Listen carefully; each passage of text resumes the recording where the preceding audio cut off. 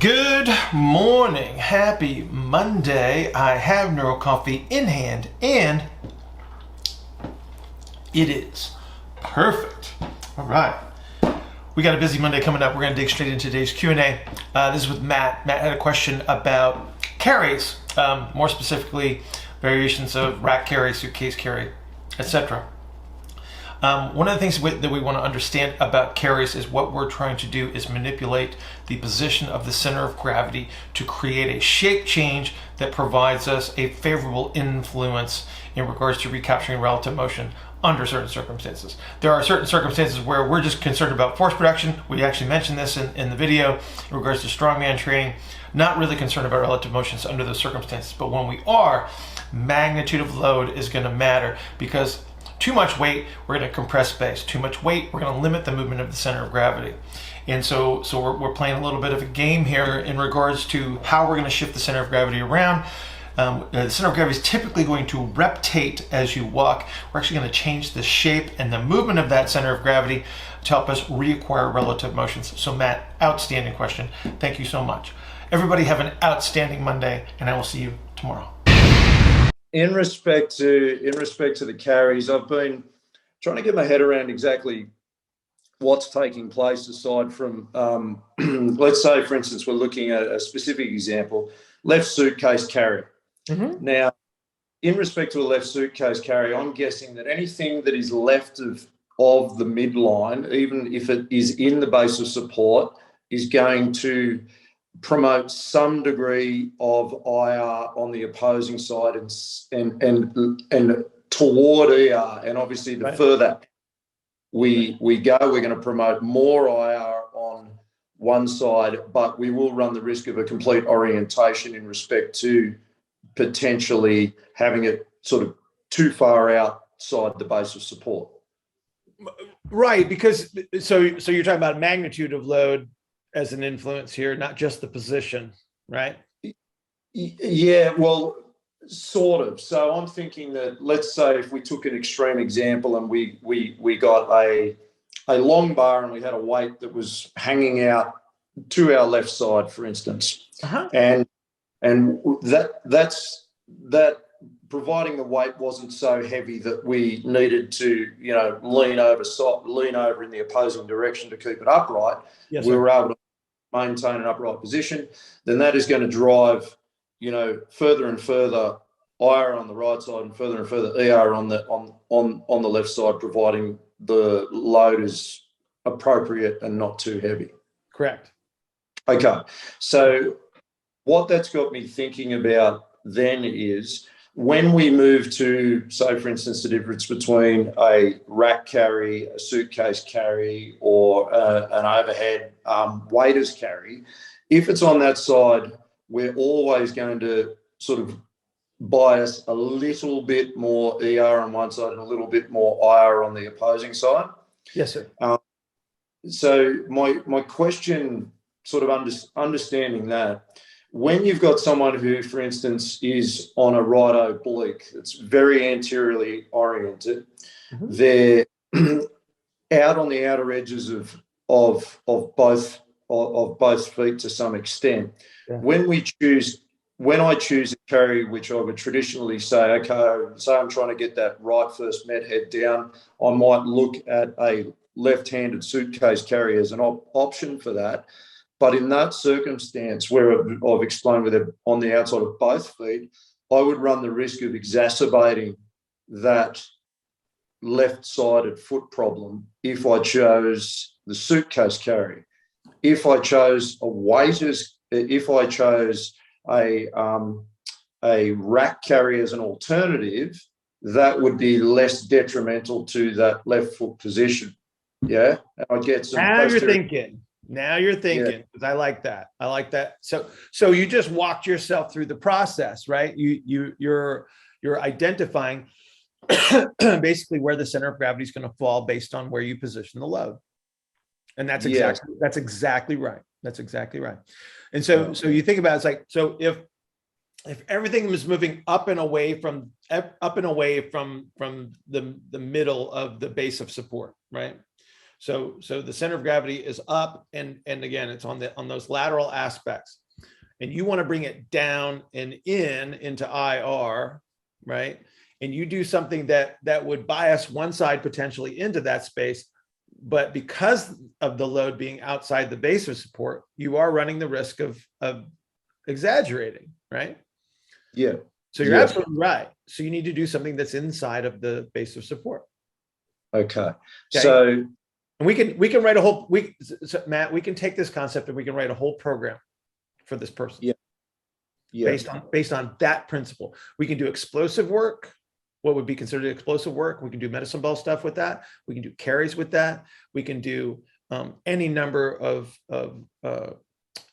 activities on your feet for that, right? We can get them on the ground. We can roll them around. We can do all this kind of stuff as long as you understand that principle. So the follow-up for that, based on that same carry, the effectiveness of using that same carry left, so right, the presentation we've got, left side rack carry upstairs. You said left side rack carry what? Upstairs. I don't understand. Moving up a staircase. Oh, you're literally going upstairs. Yeah. Okay. Yeah. You could do that. Okay. What's the advantage?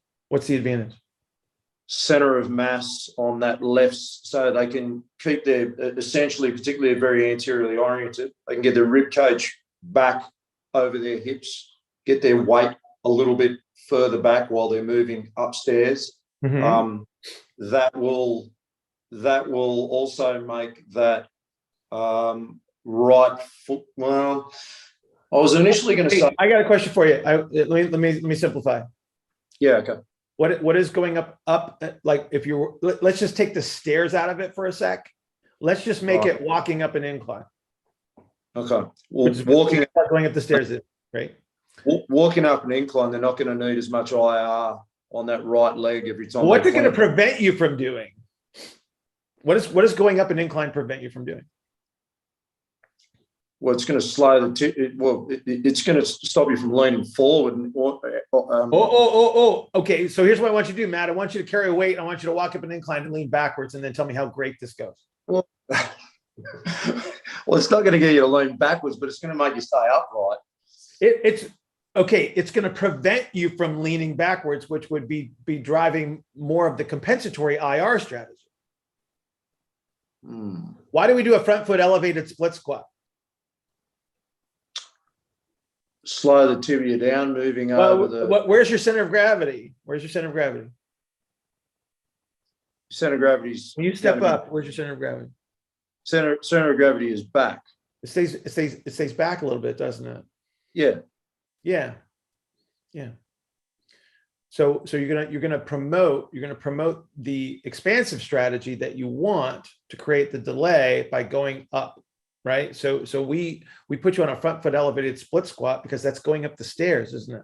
It's like when you step up onto a step, right? Yeah. You're promoting the delay, aren't you? Yeah, it slows everything down. But the one it's just got me thinking then, with that right foot, when that right foot goes up the stairs with the kettlebell in that left hand, or that's going to. It's going to slow down that the transition over that internal rotation on that right side it's going to increase the duration that you're in internal rotation.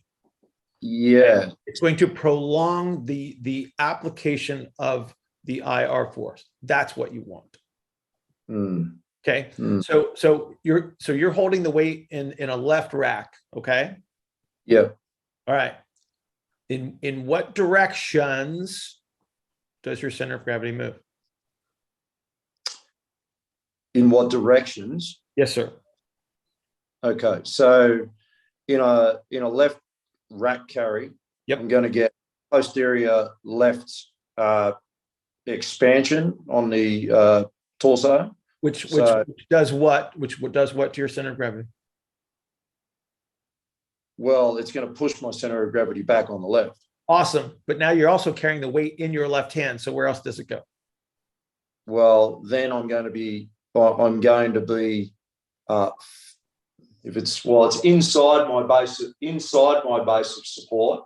Yep. So yep. I'm just all I'm thinking is simple question. If I put a weight in your left hand, you got two options. Yeah.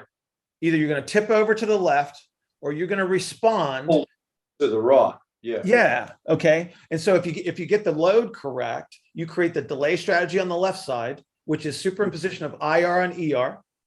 Okay. Superimposition of IR on ER. You understand? On the other side, you're increasing the duration that you're in middle. Yeah. Do you see the combination of factors? So both of them are going to superimpose an internal rotation because number one, you're adding load. Where you add the load is going to determine what the strategies will be. But the two strategies, they're not exactly the same. They both are going to superimpose IR. One is going to superimpose the IR on the ER. The other one is going to compress the space on the other side and promote more IR, less ER. Do you see the difference? Yes. Yeah. Okay.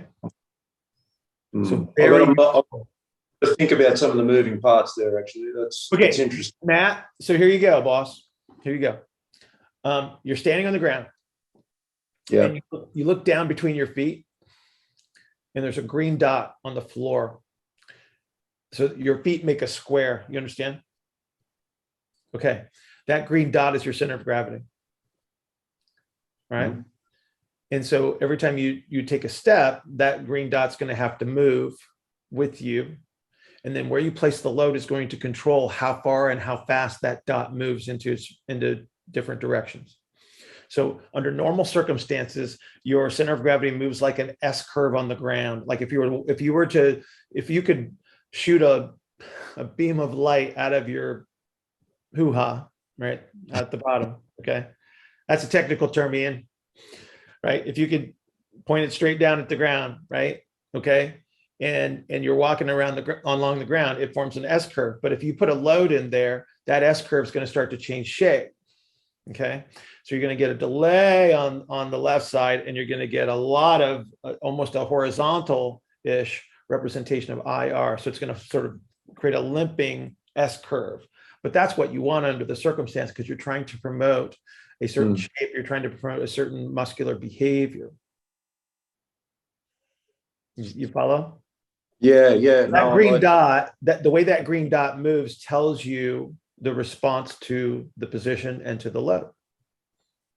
Yeah. Okay. Okay. But this is also why you have to get the magnitude of load correct, because too much weight and you're going to stick yourself way over on one side, and you're never going to capture the element that you want. So if I give you let's just say it's like, okay, strongman style suitcase carry, right? Yeah. They're not concerned about capturing ERs and IRs. They're concerned about the most load that they can carry, right? Okay, but put it in one hand for them.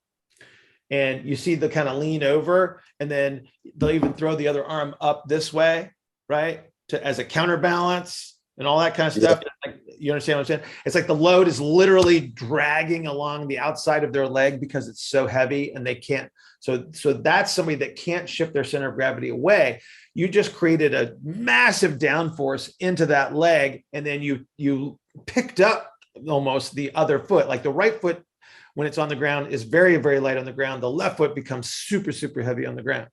That's the exact opposite of what we're talking about, because the magnitude of load took them outside of their base of support. And so they have to create a position that gives them enough counterweight to offset that load.